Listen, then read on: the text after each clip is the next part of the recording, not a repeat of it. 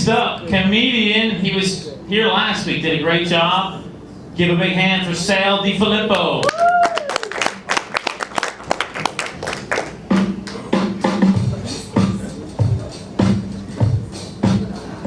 How's that for an intro, huh? Yeah. He was here last week and nobody set him on fire, so we let him back. I like it. Happy Mother's Day, as John and Keith pointed out. It is Mother's Day.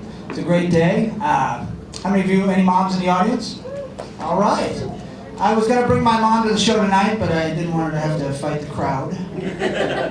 So, and the other thing is, I mean, do you really want your mom standing here, you know, you'd be up on stage and she'd say, "Stand up straight when you're telling jokes, your posture's awful." I'd be like, "Mom, I'm 5'5", I am standing up straight."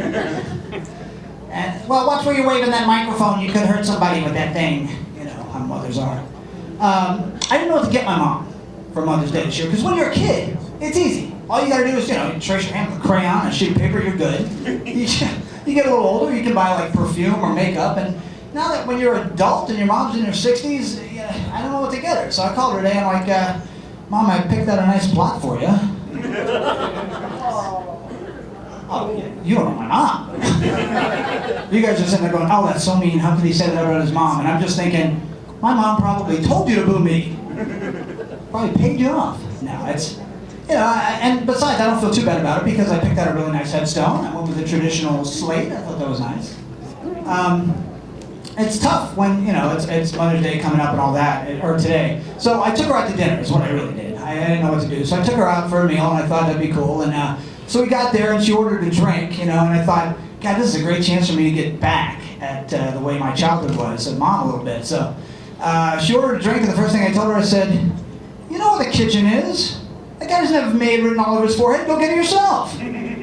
We went through the whole meal. She ate about 2/3 of it and went to go get up. And I said, "What do you think you're going? I haven't excused you from the table. You sit down until you finish everything on your plate.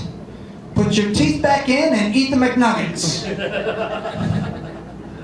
Well, it's tough. I mean, you know, with my mom and dad, I'm amazed I got to adulthood anyway. I mean, it's my mom and dad, they've been divorced for 20 years, and they still hang out together. Who does that? I mean, so not only did my parents fail in their marriage, but they can't even get divorced right. It's crazy. Oh, my parents, unmiddle. I'll tell you a quick story. One day, it's 4:30 in the morning, my phone rings. And I don't know about you, but if you get a phone call at 4:30 at your house, it's not good. It's not Ed McMahon calling to say you won the millions, you know. In my family, if someone calls you at 4:30, either somebody's been badly hurt or you need to have bail money on hand. You know? And so it was a casino guard, or a casino security guy from one of the local casinos. He calls and says, "Sir, are you Sal?" And I'm like, "Yeah." And he's like, "We have some bad news. Your dad fell down at one of our casinos tonight. He fell down." And I was like, "Oh my God, is he okay?" And, "Well, yeah, he's okay, but that's not why we called you. He's at the hospital. He'll be fine."